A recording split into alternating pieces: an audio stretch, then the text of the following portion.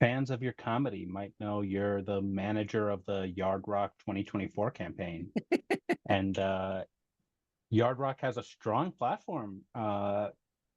Yard Rock has never supported or defended Israel's genocidal campaign against Palestinians, has never supported a war and never will, has never supported an increase in Pentagon spending and never will, did not support the global war on terror that's killed roughly 6 million, and much more.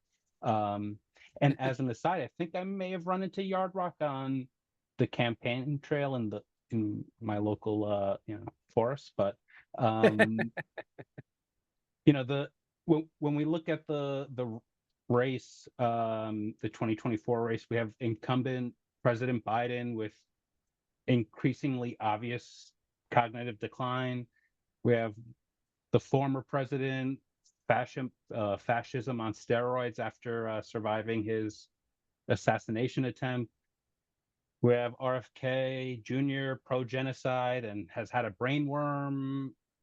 But there are third-party candidates like Jill Stein, Cornel West, Claudia de la Cruz, that are speaking out against status quo politics, including being against this mass murder. So I wanted you to share what has struck you about this election cycle or what you're keeping your eye on over the next 3-4 months.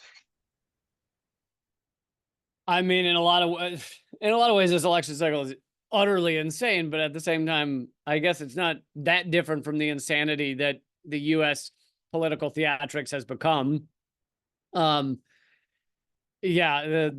the fact that I even as cynical as I am, I never thought we'd see a day where we'd see a debate between one guy who can't say a whole sentence without just lying, but lying in such a, it's not like he says, I did pretty well on helping Americans. He'll say, I helped Americans more than anyone has ever helped Americans. It's like, it's these totally ridiculous lies. So that's one guy. And then the other guy literally can't complete a whole sentence without getting confused and falling asleep halfway through. So I never thought we'd see that. But it is a lot of the similar things in terms of the military industrial complex runs the same. The big oil runs the same. Big banks run the same.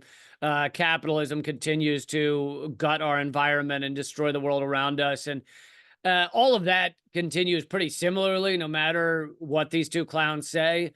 We are seeing continued efforts, successful efforts, to make sure that no third parties can have much influence on at least the voting results. I think third parties can have an influence on the issues that are brought up. Many of the issues that you or I might support that the Democrats have kind of gotten behind, or at least talked about, came from the Green Party. You know, if you talk about universal health care, or Medicare for all, if you talk about Green New Deal, $15 minimum wage, many of these things were first supported by the Green Party, and then the Democrats, latched onto them and then bastardized them.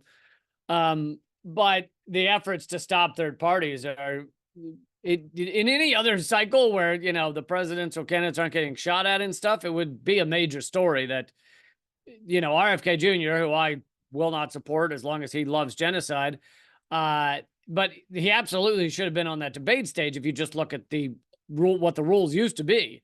The rules used to be, if you're on a certain number of ballots and you have, if you're polling above a certain percent, which he easily was, but instead they moved the debates much earlier, and they made it so that, you got to be on some crazy number of states' ballots. But many of those states have Democratic governments that are refusing basically to count the signatures and put them on the ballot. So they're refusing to tell RFK he's on the ballot because that would allow him to get on the debate stage. So they have a million techniques to make sure no one's on these debate stages. Back when I lived in New York, I performed at a Jill Stein event in 2012. She then tried to attend the debate between Obama and is that Mitt Romney or McCain? Can't remember. But and she was arrested for just trying to be on the debate stage. And she didn't rush the stage. She was trying to go into the venue, and they arrested her. She was on the ballot in 85% of the country, and yet she was locked in a room, handcuffed to a chair for 8 hours until they released her without a charge. I mean, that's democracy in America. That's Right. that's the free Unbelievable. and fair democracy we get.